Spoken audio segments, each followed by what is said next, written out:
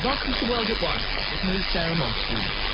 The UK records its first death from the Omicron variant of COVID.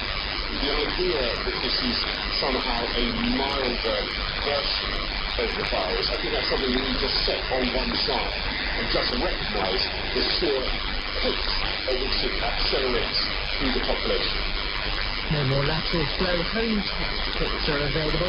The government website says try again later. This ain't true for booking a vaccine. Can the country meet the challenge of 1 million boosters a day? Not many GPs, especially those running the local vaccination sites, had much sleep last night worrying about how we were going to do this. We're all in a bit of shock at the moment. We speak to a GP hoping to ramp up their programme and to a leading voice from the vaccine group advising the government. Also the sunshine. To be on such a homeless list be as simple as giving those on the street a home. If you want to housing first, or still be on the streets, begging, sleeping there. So what's it like having your own place? Oh, absolutely heaven. This is heaven. You haven't got no worries. And your pens and paper ready. We're all about to undertake a not-so-secret mission that will set you. Just like here in GCHQ, no single one of you will have all the answers. Christmas toddler for spies of the future. Can you crack the code? The BBC News is read by James Cook. Boris Johnson has said at least one person in the UK has died after contracting the Omicron variant of COVID-19. During a visit to a vaccination centre, the Prime Minister said it showed people should set on one side the idea that Omicron was a milder version of the virus and get their boosters. But the NHS website for booking shot in England has been overwhelmed. The government's online service for ordering rapid tests has been suspended because of high demand. More details from Anti-Crime. At a busy London clinic ramping up its booster programme today, the Prime Minister announced the first death in the UK of a patient with the Omicron variant. Boris Johnson said the increased transmissibility of Omicron meant all thoughts of it being milder should be set to one side. The target announced yesterday to offer boosters to every adult in England by the end of the year meant the NHS booking site crashed this morning. 100,000 people tried to book appointments. Due to the demand, many people are not likely to get their jabs until next year. Some people trying to obtain free packs of lateral flow tests from the government website were told they'd run out. They can still be bought, though, in shops and pharmacies. Long queues formed at walk-in vaccination centres this morning. People at one site in Hungerford reported waiting for more than 3 hours as demand for boosters surged before what the government has warned could be a tidal wave of Omicron infections. Scotland is currently offering boosters for everyone over 30, but hopes to extend that to all over 18s by the end of the week.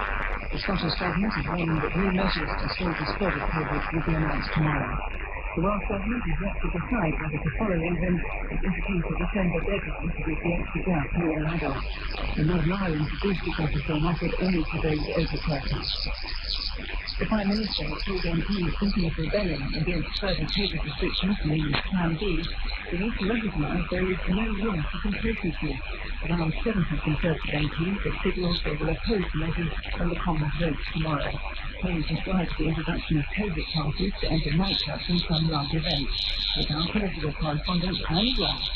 Those in government hope making people prove their vaccination status or proof of a negative test will stop the spread of the new variant and incentivise the unvaccinated to get jabs.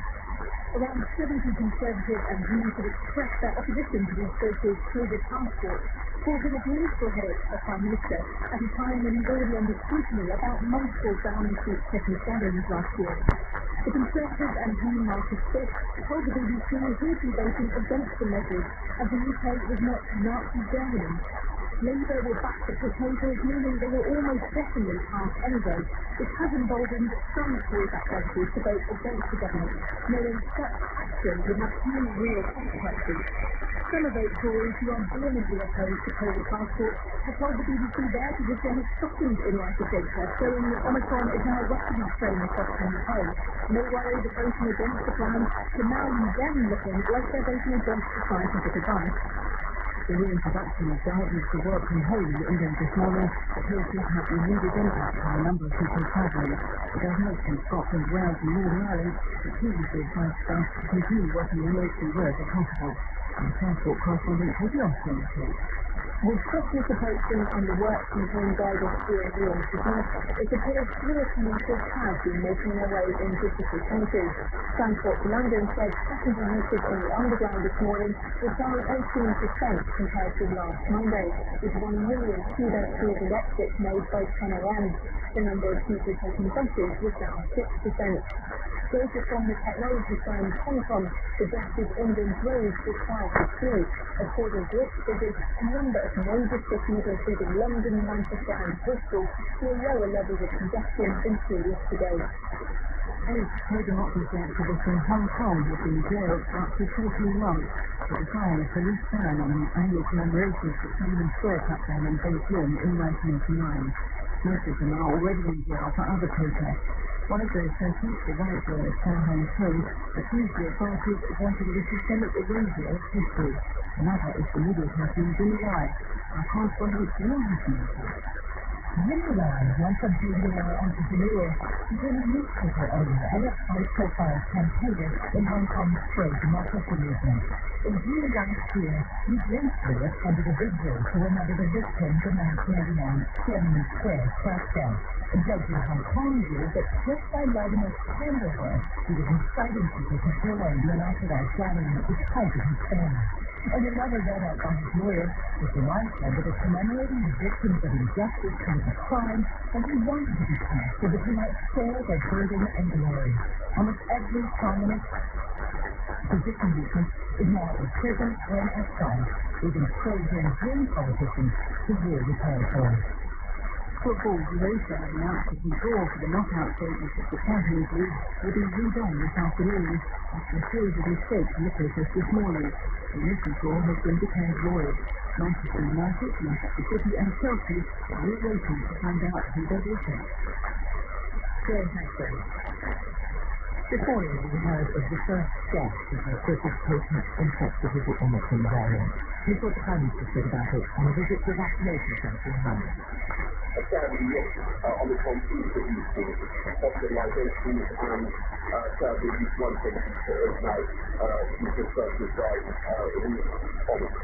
So I think the idea that this is somehow a milder version of the virus, I think that's probably really just set on one side and just recognise the sheer hit of this acceleration through the population. So the best thing we can do is get our people, we're opening up places across the country, we're looking at the army to help with the logistics, where it can be in every possible way. And what we need now is the public to respond. Well, the public has responded. The website for booking vaccinations crashed this morning because the Department for Health says over 100,000 people tried to book appointments. The government also appears to have run out of national flow tests. You need to go to the government website either to order them or also get a QR code to show as attended. But the only message on the site is there are no more home tests available. The UK Health Security Agency spokesperson said that everyone who needs their rapid flow tests can collect them either at the local pharmacy, some community sites, and from schools and colleges. Due to exceptionally high demand, ordering tests on that documentation temporarily suspended to fulfill existing orders. Well, it's something that the Prime Minister repeated this morning. You have a website that will say that you can't get one online for any reason. There are ample supplies in the shop. But what I think, if I may say so, what that also shows is that people are doing responsible things and getting tests as well. Well, so much depends on the availability of those tests, and we'll return to that in a moment. First, though, in a televised address last night, the Prime Minister suggested our freedom would depend on getting boosted, hinting that that would be the way to avoid more restrictions or even another lockdown. He set a target that every eligible adult in England will be offered a booster vaccination by the end of the year. That equates to 1 million vaccinations a day. It's quite a tall order when you consider the most vaccinations ever done in a day by the NHS was 844,000. That was back in March, and there was an army of volunteers to help. The army itself will now be brought in to help. Dr. Jane Harvey is a GP and clinical director of Hyde Primary Care Network in Greater Manchester. She runs a vaccination team there, and I asked her when she found out that the booster rollout was being made. I heard last night at the same time as everybody else at 8 p.m. from the announcement from our Prime Minister.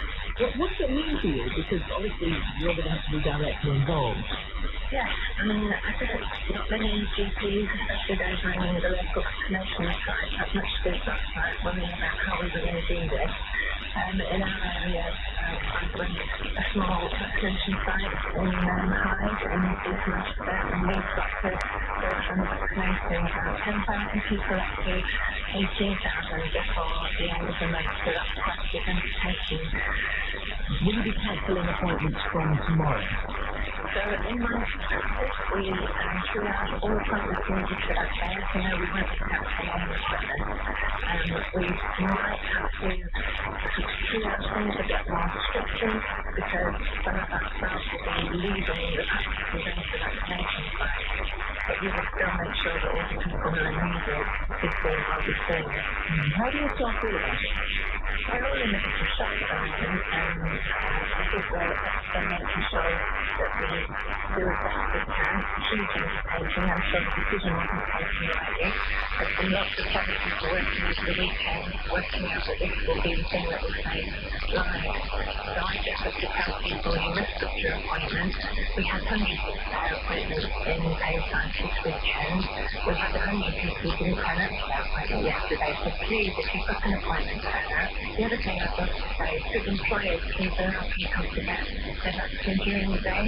We're just thinking ahead, and these are younger people. We'll put on as many evening and weekend appointments as we can, but just employers just bear with us and let people nip out and get their vaccine during the day. That's been incredibly helpful to us. And you say you have to go from 10,000 to 18,000 a day. Can you do that? It makes a huge difference if we don't have a 15-minute wait.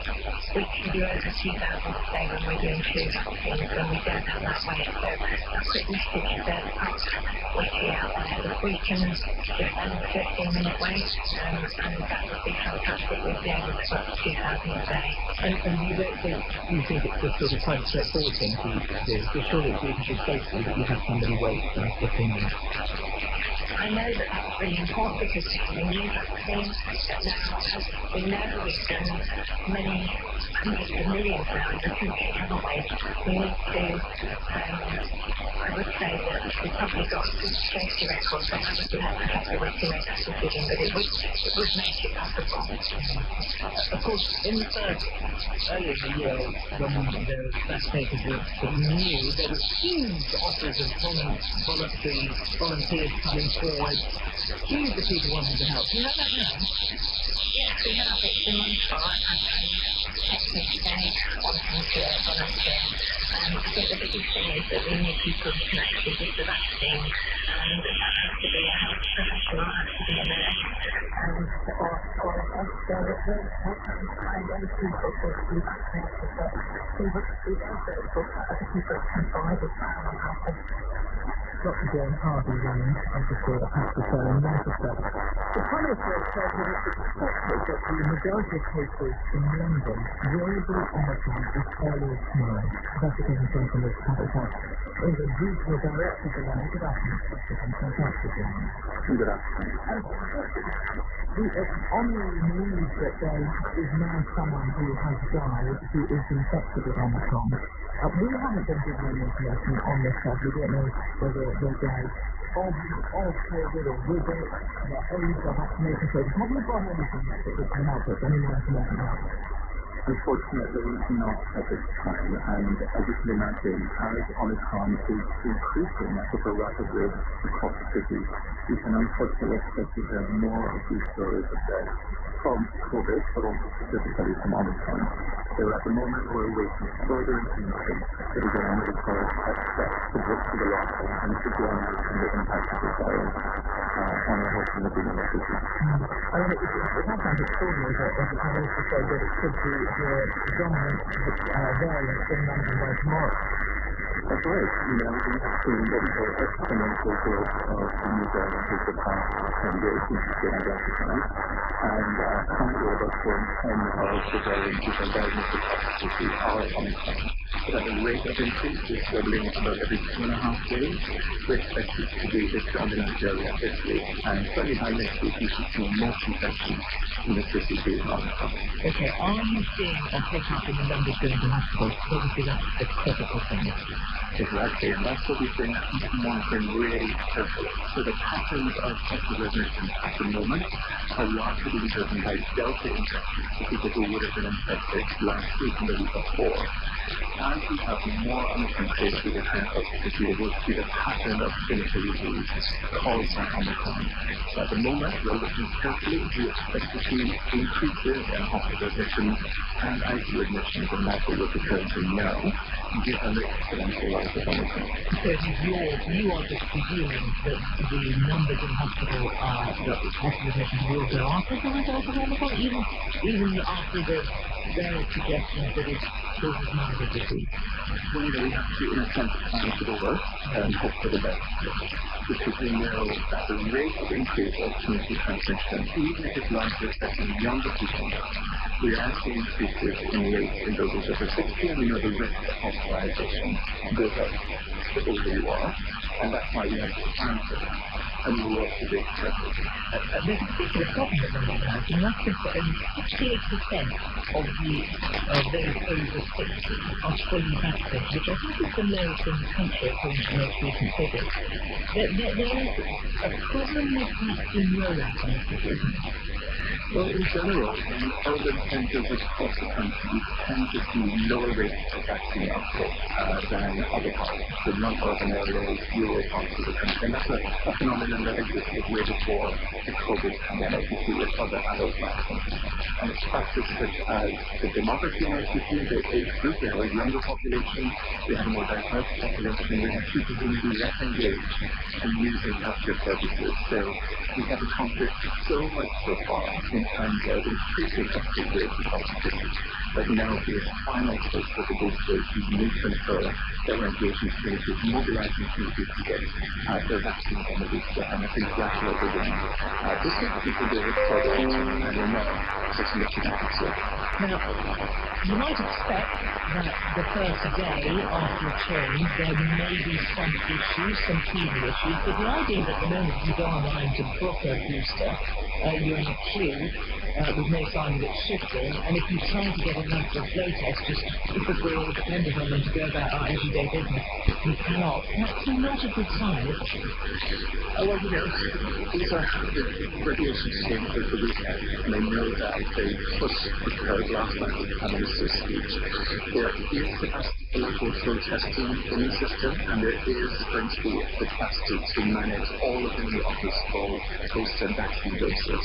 Over the next year or two, I fully expect that there will be some teething problems as the volume of requests come in, and the systems need to manage that volume of requests. But I fully expect that as the week progresses, it should get easier. But please don't be put off if you try to log online or to call to book an appointment. All you need to do is go back later in the day or the following day, and I'm absolutely sure that as the week progresses, things will get better. And just to be clear, I think last week, if you went into a pharmacy and said, "Can I have some of the flow test?" they would have said you need to get your QR code from the government website. That is no longer the case. So as far as I'm aware, you can still use that option. At the moment, they're looking at how they manage the tests, the lateral flow tests.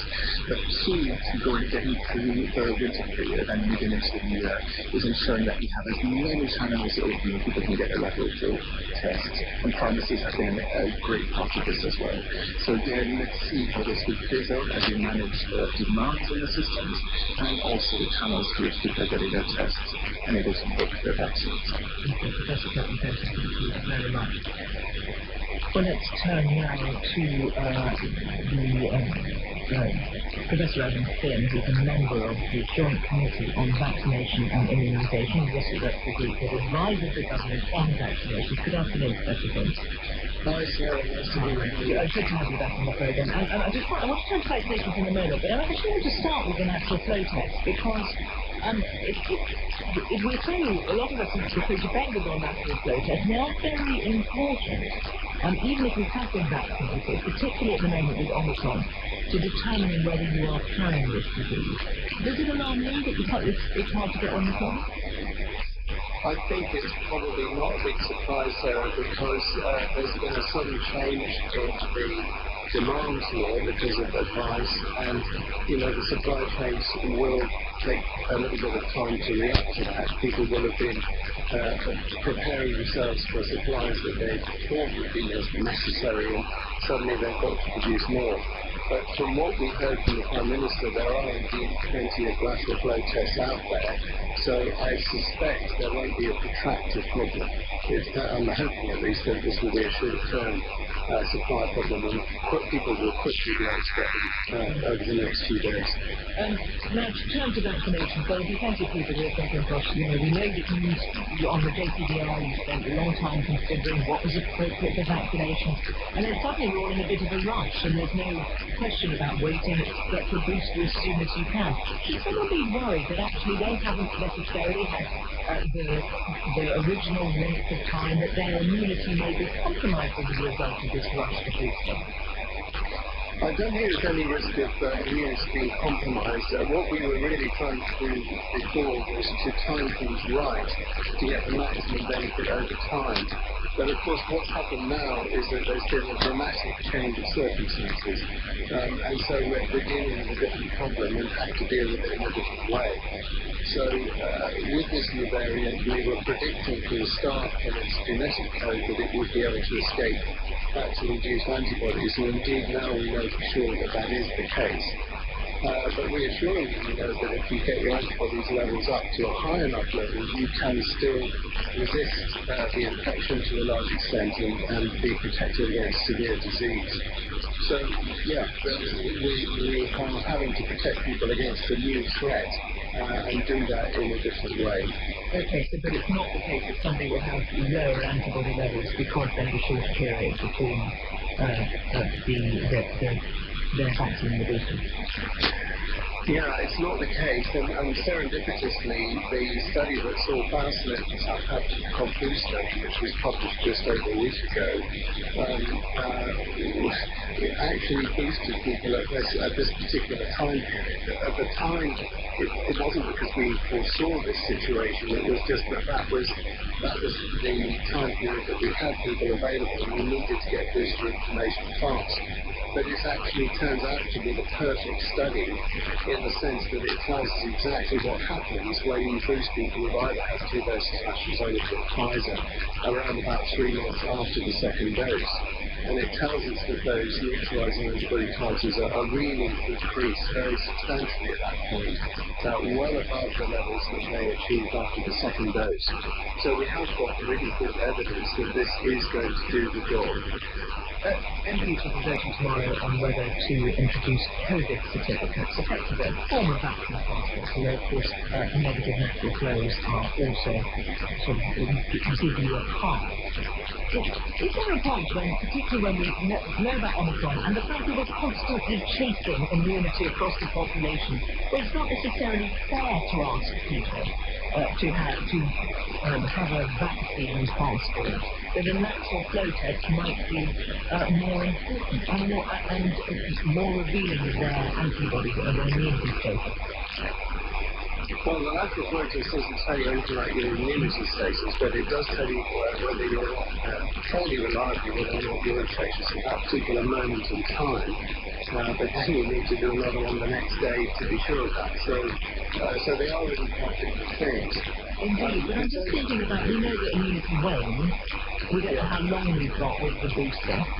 And you're constantly chasing it with the population. So it's just that question of what's the most useful nationwide tool to use? Yeah, it's a good question. I mean, it does sound as though this passport, if it is introduced, will kind of try and use an either-or approach to this. I was not very much in favour of this approach when it was first being discussed, but I have to say I've experienced it at first hand in both in France and here at Portugal, where I am sitting at the moment, and it's become completely normal. I mean, if you go into a restaurant or a cafe, you show your license passport, and nobody's particularly fussed about it, it's just sort of passed by, and everyone seems to be very much willing to accept it. So that's been a bit of a surprise to me. I thought people really wouldn't be happy with this, but they seem to be very accepting, at least in these two countries. So perhaps that would be the same in the UK, people would just accept it as part of the norm, at least for the moment, while we're in the middle of this crisis. Professor Anton, thank you very much. Tomorrow, as I say, MPs will be voting on the new COVID restrictions. Some of them have marked already coming. Vaccine passports are due to start on Wednesday. I should say COVID certificates rather than vaccine passports. Now, over the last few days, we've seen signs of a large impending rebellion from the Conservative backbenchers. Plenty of MPs saying they won't vote with the government. Will last night's booster campaign announcement dent the number of rebels? Well, Chris Lovis, Conservative MP for Westfield, said good afternoon. Good afternoon, sir. And I know you were planning to vote against these proposals. Are you still planning to do so, or has anything you've heard in the last 24 hours changed your mind? Yes, I am still intending to do so, and I was briefly just listening to the previous contributors, Professor Fenton. I think it was Professor Finn, and I think even just listening to some of the contributions they've offered, it probably further strengthens my view that it is right to rebel, because the line of planning for the worst and hoping for the best is something that I think is causing the nation considerable concern. I was listening to Professor Finn when he was saying, I think he's in Portugal at the moment, saying that you can go to a restaurant and generally people are thinking nothing of it. But actually, what we are really seeing there is where the police will go up to a table and ask to inspect their vaccine passports or certification, whichever you want to refer to as. And I think my colleagues and I here in Parliament are greatly concerned that what is before us over the next 24 hours or so, for us to vote in Parliament, is potentially the thin end of the wedge for those sorts of things starting to materialise. And now I think we're in the situation with the Omicron variant where, as it stands today, I don't see at the moment the evidence that supports such actions as being proposed. And I think you're probably asking about the vaccine booster. It's an argument, surely, that by the time we get the evidence, it's going to be too late. Why not accept it now? All these various restrictions could be lifted by the time the information comes in, if it shows, look, there's not so much to worry about. Well, I don't think there's anything wrong with simply saying, well, just bring a negative lateral flow to these things. As far as I'm concerned... But that's what the service certificate is. No, it's not only that. It does have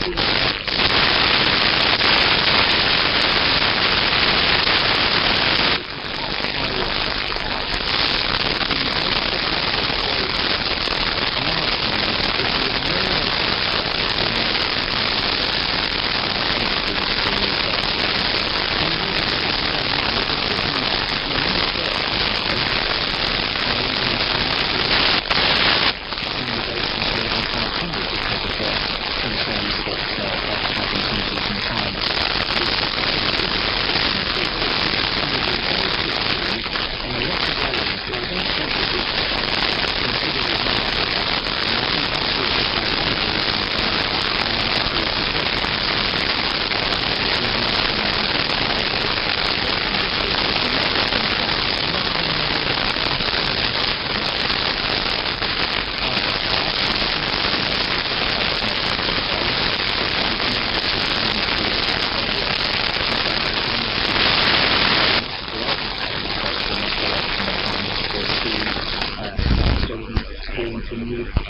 time. So I think we need to take this seriously. We need to really discern, as indeed many of my colleagues are doing. And I think when we get, if there is other things to show us in terms of substantive evidence that supports one way or another, clearly we've got, I suppose, around 24 hours or so to receive them. But as it stands at the moment, on the point of principle, the notion, I do not believe, supports the principle of vaccine passports. Well, let's call it something else, so it doesn't matter. And I think that's where we are. Thanks very much for coming on.